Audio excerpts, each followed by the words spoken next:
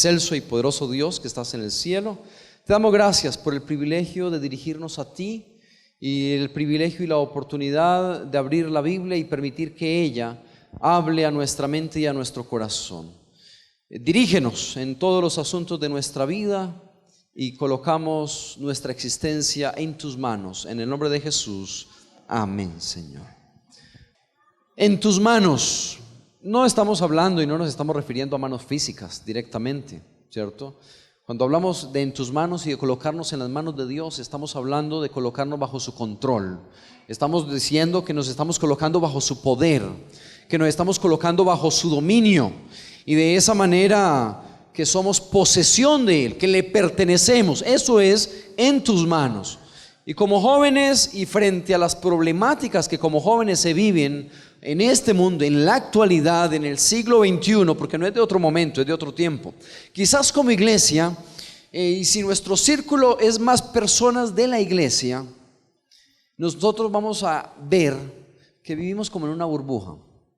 Pero cuando atravesamos ese círculo de nuestra iglesia y de las relaciones que tenemos como iglesia y vamos al mundo en general, en nuestras relaciones, en el trabajo, en el estudio, cuando vamos en la calle y compartimos el transporte, cuando salimos y vemos el comportamiento de nuestra sociedad y lo desgastado que está o desgastada que está la moralidad de nuestro entonces, podemos ver que definitivamente es necesario poder decir: Señor, necesito ponerme en tus manos. Quiero leerles algunas estadísticas y noten lo siguiente: 1 de cada 3 jóvenes ha sido deshonestos en presentar exámenes en el colegio o en la universidad. 2 de cada 3 jóvenes son mentirosos. 6 de cada 10 son mentirosos con los compañeros y los amigos y las personas de la iglesia. El de 1 de cada 3 es con los padres, ¿cierto? 2 de cada 3 son mentirosos con los padres. 6 de cada 10 con los demás, compañeros de estudio, de trabajo, en fin, en diferentes lugares. Casi la mitad de nuestra juventud que dice ser cristiana escucha y ve videos cuyos temas son contrarios a la moral. Nosotros encontramos también que 1 de cada 4 se ha fumado un cigarrillo o algo semejante.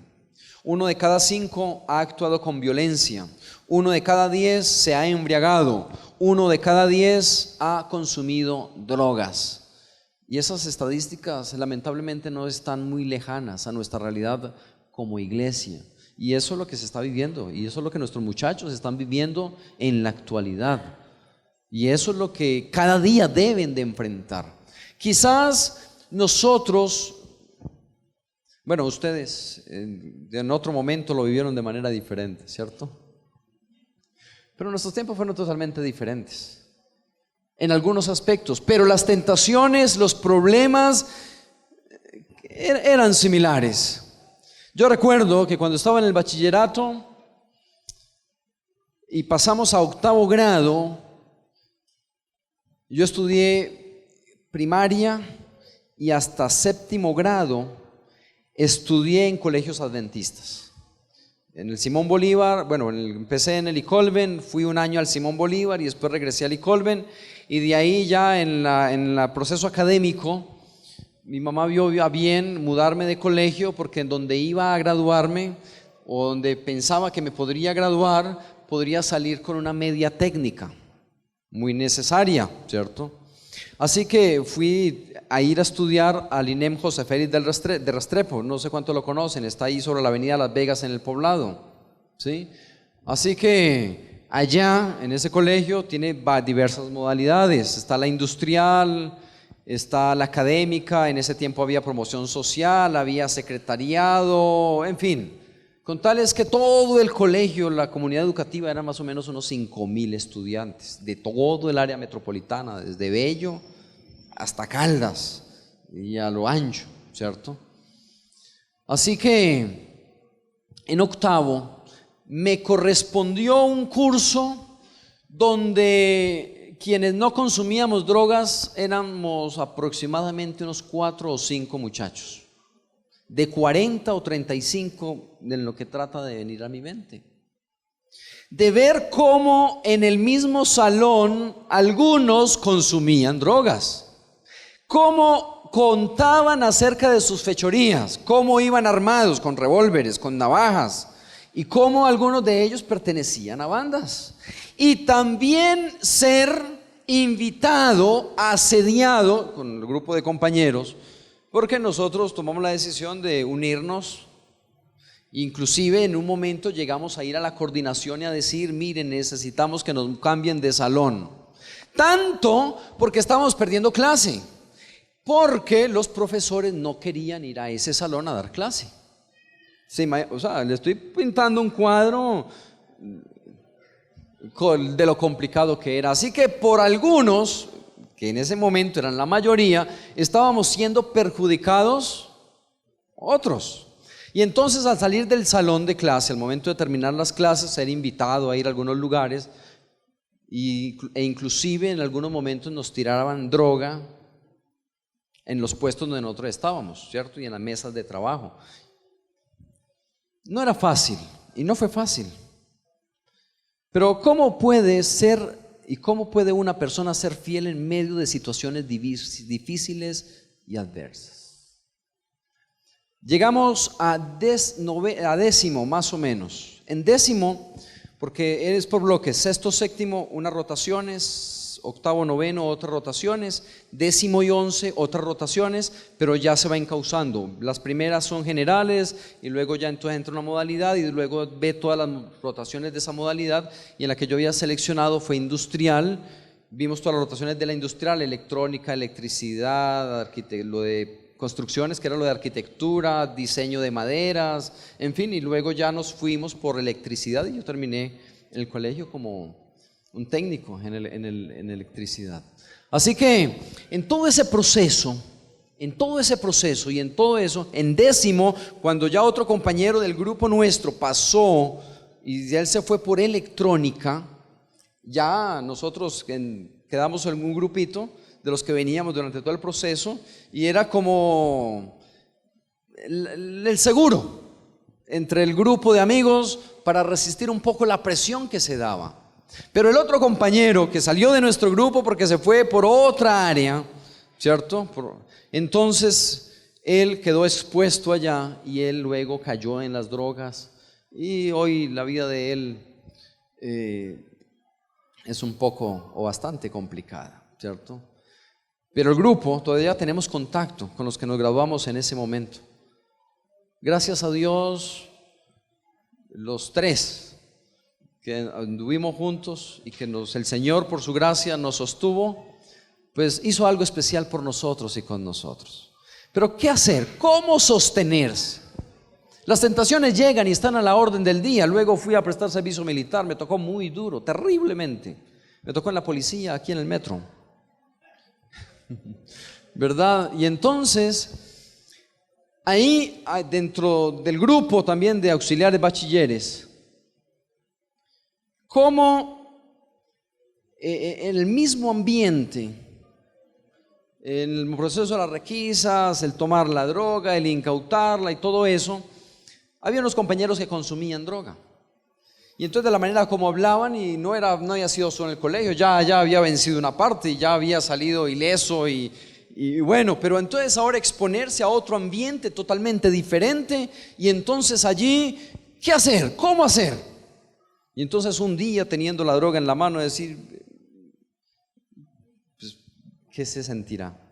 Y entonces entra la curiosidad y empieza a mirar qué se sentirá. Y entonces, por la misma curiosidad, empezar a destapar el paquete y allá en privado y mirar qué se sentirá. Pero gracias a Dios por su Espíritu Santo, porque me hizo cerrar otra vez el paquete y decir, no, dejemos la curiosidad a un lado por las terribles consecuencias que eso puede traer. La vida son decisiones, son decisiones. Hay unas que no son tan complicadas, como por lo menos si me paro ya o me quedo otro ratico en la cama. Si por amor al vecino me echo desodorante o no me echo desodorante. Eso no tiene ninguna implicación grave, ¿cierto? Pero hay unas que sí son de unas implicaciones terribles. Si tú decides violar la ley de la gravedad, ella te va a pasar la factura. Y bien costosa que sí es. Pero hay unas dentro del ámbito espiritual que también debemos nosotros tener cuidado para poder llegar y poder revisar cómo debe de ser mi proceder. La Biblia nos presenta la ilustración de una niña. No nos dice el nombre, tampoco nos dice muchos aspectos de su vida, cómo era su conducta, cuál era su comportamiento, simplemente nos dice que dio un consejo. Pero si esa niña no hubiera intervenido, el capítulo 5 del libro de Reyes, del segundo libro de Reyes, no existiría. No existiría. Y la historia que aparece allí registrada de esa manifestación poderosa de Dios en favor de una persona, en favor de una familia, en favor de un reino, no existiría. Me refiero a la sierva de Naamán. Ustedes deberán leer la historia en sus casas. Esta mañana la leí y leí hasta el versículo 14, 18 aproximadamente.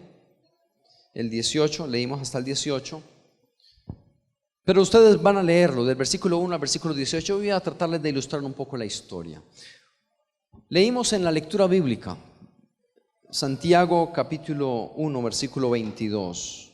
Pero hay una versión que me gustó mucho, en donde encontré ese texto, y miren lo que dice: no se contenten solo con escuchar la palabra, pues así se engañan ustedes mismos. Llévenla a la práctica. ¿Qué puedo hacer para mejorar mi confianza en Dios? Una pregunta importante e interesante. ¿Qué puedo hacer? Lo que debemos hacer es llevar la palabra de Dios a la práctica, no solamente ser oidores, sino que nos hace una invitación para ser hacedores de la palabra. Porque cuando hemos recibido una orden, la llevamos a la práctica, la obedecemos, tenemos la oportunidad de presenciar el poder de Dios en nuestro favor. Lo que nos anima a seguir obedeciendo, lo que nos llevará a un aumento de nuestra confianza en esa relación de dependencia de Dios, reconociendo que estamos en las manos, que estamos en el control, que estamos en el dominio, que estamos bajo la posesión de Dios. La niña es una historia trágica, lo que hay detrás, lo que a uno le toca imaginarse, porque no dice mucho la historia de la niña. Simplemente dice que unas bandas armadas fueron y tomaron Israel, lo sitiaron, lo despojaron, asesinaron, tomaron cautivos y los llevaron a Siria. Entre esos cautivos iba la niña. Póngase un momento en el lugar de la niña. Estás en tu casa, estás tranquilo, estás feliz. A la edad que podía tener en ese momento, una edad en donde todo es juego, donde todo es alegría, donde los asuntos de la vida no han llegado a la conciencia, no hay responsabilidad en muchos otros, lo que lleva a que sea una vida relativamente tranquila. Si su familia tenía comodidades, pues tenía su alimento, tenía su techo, tenía su vestido, ayudaba en la casa, en los quehaceres, de acuerdo a las responsabilidades del hogar, por amor, por entrega, por respeto a su autoridad, a sus padres. Y llegan unos desconocidos un día, armados con espadas, con lanzas, con flechas, y empiezan a masacrar a todos los que encuentran. Quizás vio cómo su padre, su madre, sus hermanos cayeron muertos a causa de esos enemigos que llegaron. cómo lo que ella consideraba propio es tomado por la fuerza, empacado de mala manera y ser trasladado hacia una nación extranjera. Y entonces sentir odio, sentir rencor, sentir el desespero, la impotencia de no poder hacer nada para cambiar la situación que está sintiendo en ese momento. Pero simplemente por no tener la fuerza, por no tener la influencia, quizás por no tener los recursos, le toca caer bajo el dominio de aquellos extranjeros que la van a esclavizar. Ahora, lo que hacía en la casa por amor, por respeto, le toca hacerlo por obligación. Los quehaceres de otro lugar, de aquellos que habían asesinado a sus familiares, de aquellos que le habían despojado de su inocencia, de su ingenuidad, de su tranquilidad. Entonces, en ese momento, debe seguir las instrucciones de ellos, quizás para no correr la misma suerte. No dice cuántos años pasó. No dice la historia cuánto tiempo llevaba esa niña en la casa de aquellos amos sirios. No dice si antes pasó por algunas otras casas y en este momento llegó allí. Pero lo que sí dice la historia es que un día llegó la desgracia a ese lugar. Lo que ella había vivido de una manera grande en su casa, ahora estaba tocando la puerta en una escala menor, con la desgracia de una terrible enfermedad para el jefe de la familia, de nombre Naamán.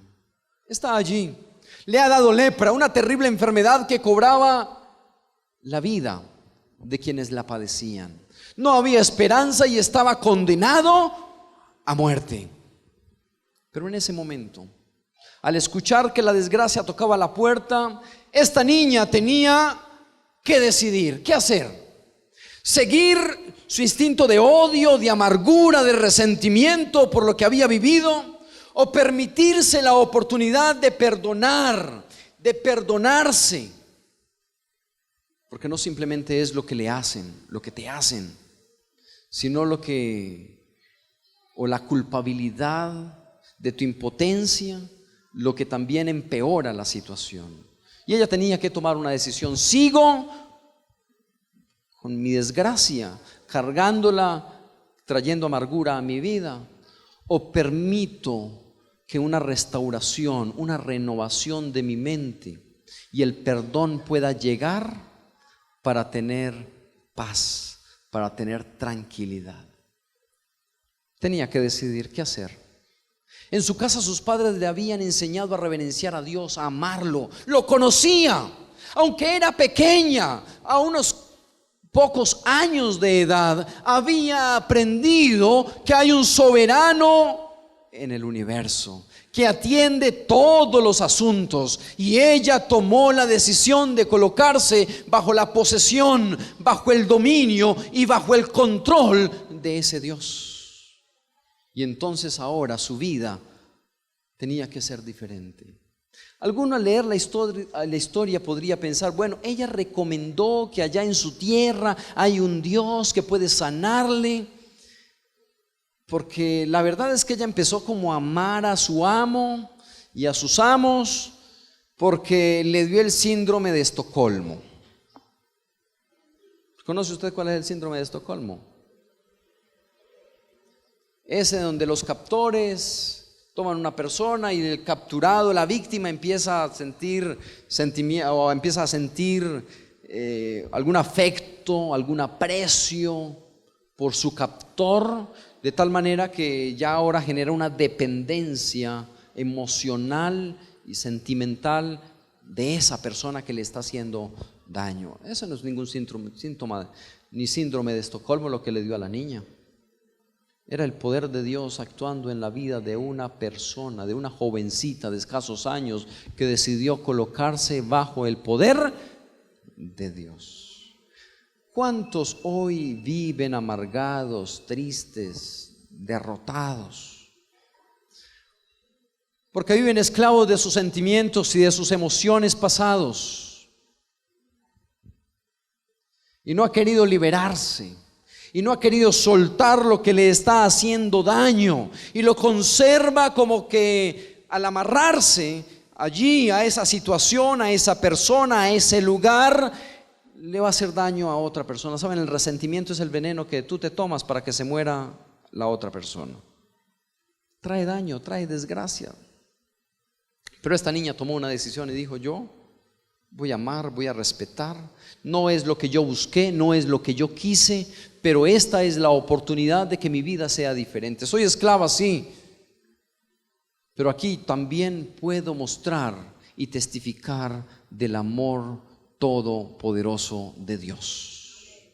Se acercó a la ama, a la esposa de Naamán, y le dice: mira, allá en Israel, allá en mi tierra, ella no se había olvidado de su tierra, ella no se había olvidado que era esclava, ella tenía presente su situación, la vivía continuamente y era una realidad para ella. Está recordando que allá en ese lugar hay unas personas que tienen una unción especial y que es necesario que pueda desplazarse, que pueda ir a buscar la solución a su problema. Y entonces Naamán, al escucharlo, se va para donde el rey era uña y mugre. Claro, el rey era la uña. Y entonces nosotros vemos que le dice al rey: oh rey, mira, allá en Israel, donde hemos traído cautivos, una niña me dice que me puedo sanar de esta terrible enfermedad. Y dice: oye, yo te necesito y necesito que estés muchos años más, así que vete. Le da regalos, le da monedas, le da vestidos para que lleve de regalo a esa persona que le puede sanar. Y escribe una carta. Y entonces se escucha el timbre o la puerta. Y salen de allá del palacio del rey, porque fueron donde el rey de Israel, y entonces van a buscar al rey. Al abrir la puerta, salieron y venimos a buscar al rey de Israel, venimos de Siria, mira, aquí tenemos una carta del rey, yo soy capitán de allá de los ejércitos. Y entonces al rey les corrió un escalofrío por todo el cuerpo. El rey: capitán, ¿qué? ¿Nos van a invadir otra vez? Mire, le presenta la situación: estoy enfermo y vengo para que tú me sanes. Y entonces ahí sí se puso más pálido todavía el rey, y se va a su aposento y le dice: un momentico, por favor. Se va al aposento, y al llegar al aposento empieza a caminar de un lado a otro, tanto del desespero que rasgó sus vestidos. Y me lo imagino en su pensamiento diciendo: bueno, parte lo dice la Biblia allí en el segundo libro de Reyes, en el capítulo 5. El rey de Siria me ha enviado a estas personas para ponerme una trampa. Lo que quiere es volvernos a invadir, me quiere asesinar, me quiere quitar el trono, y me manda un enfermo, un leproso, para que yo lo sane. ¿Acaso yo soy Dios? ¿Qué quiere? ¿Quién se cree él para mandarme un enfermo? ¿Cree que yo tengo el poder para sanarlo? No, yo no soy Dios, yo no puedo. En medio del desespero, el profeta del pueblo se da cuenta que el rey necesita ayuda, así que le manda rápidamente un WhatsApp y le dice: oh rey, mire, mándemelos para acá, y le manda la ubicación. Y entonces en ese momento llegó, ahora después de enrollar la cartica, se va el Naamán para donde el profeta. Toca la puerta, medio le abrieron la puerta, y el siervo, ni siquiera el profeta, salió el siervo, y por la rejita le dice: mire, que vaya al río y se bañe 7 veces. Y me imagino a Naamán ahí así bien parado, de armadura brillante, recién pulidita, y todos los hombres ahí formados: no se muevan. Y entonces dice: ¿y qué? ¿No va a salir? No. Y por ahí: no señor, ya le dije, vaya y báñese allá en el río, el profeta no puede salir. ¿Cómo así? ¿Es que no sabe quién soy yo? Sí señor, él sabe quién es usted, por eso lo está mandando que vaya al río y se bañe allá. Usted es el leproso que viene de Siria. No, yo soy el capitán de los ejércitos de allá de Siria. ¿Y cómo me va a mandar a meter a ese río? Eso es un lodazal, eso es feo para alguien de mi alcurnia, de mi clase. No, ese lugar no es para mí. Qué pena señor, se me está quemando el arroz, vaya y báñese allá que el profeta dijo allá. Y cerró la puerta. Cuando el rey se da vuelta, le dice a sus hombres: descansen, nos vamos para Siria. Pero amo, mi señor, si este hombre te hubiera dicho algo difícil, te lo hubiera pedido, tú lo hubieras hecho, ¿cierto? Sí, yo realmente lo hubiera hecho. Bueno, entonces corre, vamos, está de paso. Nada perdemos, ya hicimos un largo viaje. Mire, varios días de camino, estamos todos empolvados. Un bañito no le cae mal. Bueno, esa agua no es que sea muy buena, pero algo debe de hacer. Vamos, pruebe, intente, hágalo. La palabra del profeta lo ha dicho, y si él lo ha dicho, pues hágale caso. Eso no fue lo que dijo la hija, la niña que tienes allá en tu casa, que viniera, que había poder, que aquí había un Dios, que aquí había un profeta. Hazlo. De camino el rey veía cómo serpenteaba ese río, y entonces Naamán dice: no lo voy a hacer, sigan de largo.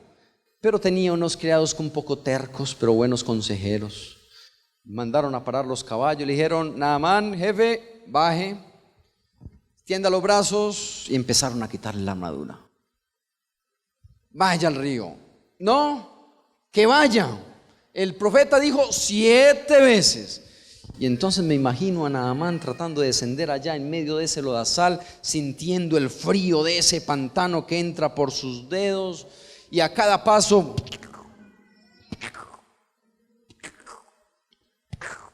cómo se abren burbujas al mover ese pantano ahí en esa agua. Dice, tratando de quererse devolver, y el criado le dice 7 veces. No teniendo otra opción, Naamán empieza a sumergirse. Y una que otra vez, entre sumergida y sumergida, salía y le decía: ya estoy listo. Llevas 4, te faltan 3. Pero qué martirio, mire, allá en Siria hay unos ríos, unos charcos. Eso es una hermosura, unas caídas de agua cristalina, deliciosa, fresquita. Pero miren este lodazal, este pantanero, y aquí me toca meterme, mire. El profeta dijo que era en este río, y va a ser en este río. No es lo que tú creas, no es lo que tú pienses, no es lo que a ti te guste, no es cómo te parece mejor, es la orden que has recibido. Obedece. Bueno, 5, 6, ya casi.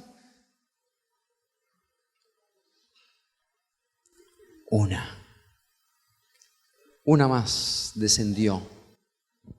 Y al salir, dice que en ese momento se produjo un milagro. Y el milagro fue que estaba limpio de la lepra. La intervención de una jovencita, de alguien que tomó la decisión de colocarse en las manos de Dios. Ella no fue la que recibió la bendición. Ella no fue la que recibió el beneficio, pero a través de ella hubo bendición, a través de ella hubo beneficio, a través de ella hubo sanidad, a través de ella hubo salvación, a través de ella se pudo conocer el poder del soberano del universo, de Jehová de los ejércitos de Israel. Y eso fue lo que declaró Naamán, diciendo: mire, ahora sí sé que en Israel y en todo el mundo no hay un lugar donde este Dios sea superado por otro. Este es el soberano, este es el supremo, ha hecho un milagro y lo ha hecho en mi beneficio. Muchas personas piensan: si yo me hago cristiano, ¿qué beneficio voy a tener? ¿Alguien le ha preguntado o se ha preguntado? ¿Y yo qué voy a ganar? Estamos en el tiempo y este momento, estos tiempos posmodernos y ya lo nuevo que ha salido, nosotros miramos que todo se hace de acuerdo al beneficio que yo puedo tener. ¿Qué puedo ganar? Si gano algo, lo hago. Si no gano nada, no lo hago. Si me conviene, lo aplico. Si no me conviene, no lo aplico. Pero esta niña no pensó de manera egoísta, pensando que ella era la que iba a recibir. Ella lo hizo pensando en que iba a dar. Era una persona que no le agradaba, que no le llamaba la atención quizás, por la cual sentía cierto recelo por lo que había hecho en su tierra, con su familia, con su gente, con sus pertenencias, pero no pensó en nada material, pensó en el beneficio de poder compartir el poder grande, maravilloso y sobrenatural del Dios de los ejércitos de Israel. Por eso nosotros miramos, y es: ¿cómo puedo colocar mi vida en las manos de Dios? La única manera de poder colocar la vida en las manos de Dios es a través del estudio de la Biblia, es a través de la oración, es a través del poder congregarnos de manera continua. No, pero es que esa iglesia no me gusta. No, es que qué pereza orar, no tengo tiempo, hay mucho afán, leer la Biblia. Uy. Si el Señor te hubiera pedido algo más difícil, ¿lo harías? ¿Es difícil leer? ¿Es difícil orar? ¿Es difícil venir a la iglesia? De pronto hay algunas complicaciones, tráfico, distancias, sobre todo aquí la central, pero es difícil. Si Dios te pidiera algo más difícil, ¿qué harías? ¿Lo harías? Si nos dijera que tuviéramos que ir a la montaña más alta, tomar la pluma del ave que vive allá, después de pasar por una cantidad de peligros y cosas, y después con esa pluma hacer quién sabe cuántas cosas, ¿lo harías? De pronto, al caminar esas distancias. Pero simplemente nos ha dicho: ve al Jordán y lávate 7 veces, sumérgete. ¿Tienes problemas? ¿Tienes dificultades? ¿Tienes complicaciones en tu vida? Entonces ve y sumérgete en el agua de vida. Debes hacerlo. Saben, hay unas malas decisiones que nosotros tomamos que nos llevan a unas consecuencias terribles en nuestra vida, y lo decíamos al principio.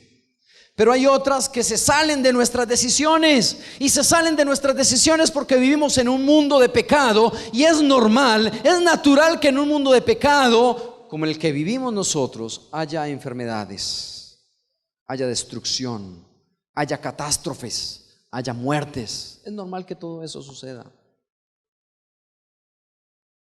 Y el hecho de que nos llegue una enfermedad, que perdamos el empleo, que no tengamos para el arriendo, para comer, para vestir, no quiere decir propiamente que haya un pecado oculto, o porque se desobedeció alguna ley, o en algún punto que le está llevando a esa desgracia.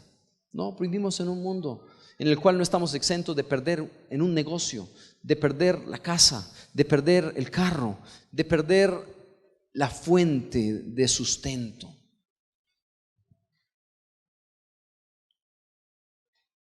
Y hay personas que le hacen recordar a uno que no necesita el diablo. ¿Cómo así, pastor? ¿Sí? Porque llegan y se le acercan y dicen: mire, algo hiciste, lo hiciste mal y por eso está en esa situación. Toman el papel de él y empiezan a acusar, y empiezan a señalar, y empiezan a decir: mire, usted está así por esto y por esto. No todas las desgracias llegan porque se ha desobedecido. Y está mal pensar de esa manera. Así pensaban los hebreos. Todo lo bueno o todo lo malo que venía llegaba de parte de Dios. No. Job lo vivió y lo experimentó en carne propia.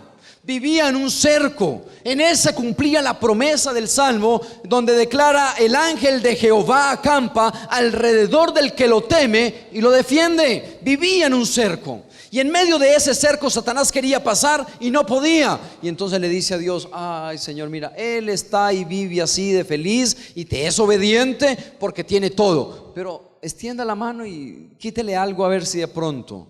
¿Dios se lo quitó? No. ¿Quién fue el que se lo quitó? Le dijo: bueno, no toques su vida, solamente su vida. Es lo único que no tienes derecho a tocar. Le tocó la familia, le tocó las finanzas, le tocó los hijos, todo, su salud. Y entonces en ese momento Satanás entiende que la fidelidad de Job no se debe a las cosas que tiene. ¿Por qué? Porque Job no se basaba en su relación con Dios por lo que tenía o por la forma como se sentía. Hay quienes estamos contentos hoy y decimos, ay Señor, sí, mira, ay, aleluya, amén, todo. Pero cuando está enojado, disgustado, cuando tiene problemas, entonces ya no quiero nada con Dios, no quiero saber de Dios, quiero estar lejos de Él. Porque basamos nuestra experiencia con Dios de acuerdo a las emociones y no de acuerdo a algo continuo. Las pruebas, cuando llegan los fuertes vientos de las pruebas a nuestra vida, esas pruebas nos ayudan a nosotros para saber si nosotros vamos a ser fieles o no a Dios. No es para que Dios sepa, Él ya sabe, Él lo sabe todo. Antes de que pase, Él ya lo tiene conocimiento. No es por Él, es por nosotros. El libro de Deuteronomio capítulo 8 versículo 1 al 3 dice: acuérdate por donde te ha traído Dios todos estos años por el desierto, para saber si habíais o no de guardar sus mandamientos. El hombre es el que necesita saber qué hay en su corazón. Eso es lo que necesita. Y entonces encontramos en la experiencia cotidiana que cuando soplan las pruebas fuertes, no es el momento de tomar decisiones. Cuando estamos abatidos, cuando estamos preocupados. Porque ¿cuántos abortos no han ocurrido en un momento de desesperación? ¿Cuántos asesinatos, robos y crímenes no se han hecho en un momento de desesperación? ¿Cuántos no han perdido en negocios por momentos de desesperación? Porque no estaban a cabalidad, en tranquilidad y en serenidad para poder tomar la decisión. En el mundo tendréis aflicciones. No estamos exentos de sufrir, porque está la promesa: yo estoy con ustedes todos los días hasta el fin del mundo. Hay alguien conmigo esta mañana que quiere decirle al Señor: Señor, quiero colocar mi vida en tus manos, bajo tu control, bajo tu poder, bajo tu dominio, y ser tu posesión. ¿Hay alguien? Que Dios pueda dirigirnos, pueda bendecirnos, pueda acompañarnos, y que bajo el poder grande y maravilloso de Dios, nuestra vida sea una vida en victoria para su honra y para su gloria. Quiero invitarles para que nos coloquemos en pie y podamos finalizar entonando las estrofas del coro tema, del coro que se estará entonando toda esta semana. En tus manos, Señor.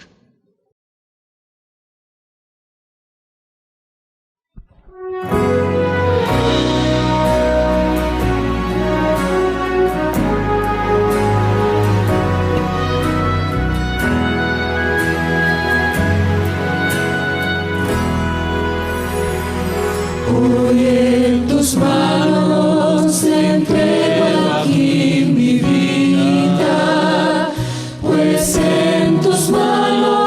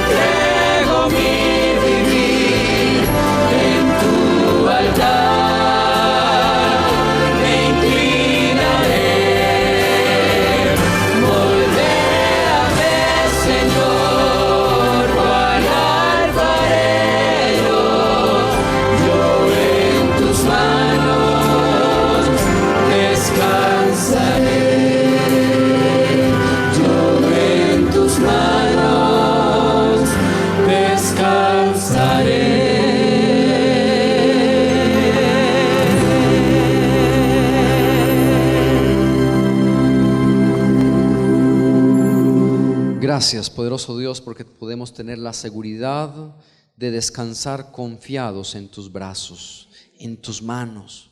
Gracias, poderoso Dios, porque tenemos la oportunidad de consagrarnos a ti, de poder dedicarnos en mente, en cuerpo, en tiempo, en recursos, en todo, Señor, para tu honra y para tu gloria.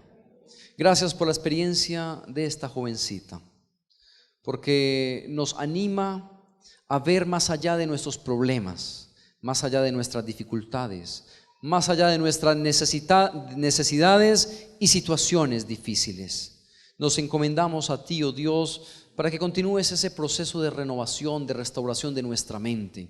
Que nuestra visión sea optimizada para posarla sobre aquello que realmente es importante y trascendente. Que la Biblia sea lo que quite nuestro tiempo al escuchar tu voz. Que la oración sea ese refrigerio particular en el cual abrimos nuestra alma para depositarla en ti. Que el congregarnos sea la manera de ejercitar nuestra fe, viendo cómo haces milagros poderosos en nuestros amigos, en nuestros hermanos, y nosotros también desear que lo hagas en nosotros, y que el compartir nuestra fe, el compartir ese poder que tú tienes y darlo a conocer a otros, sea la manera como nos ayudas a ir avanzando, preparando un pueblo para la patria celestial. Gracias por estos espacios de fortalecimiento que nos regalas. Ayúdanos a aprovecharlos en los méritos santos, gloriosos, perfectos de nuestro Salvador, tu Hijo, Cristo Jesús. Amén, Señor. Amén. Pueden sentarse, que Dios nos bendiga, que tengamos un resto de sábado feliz.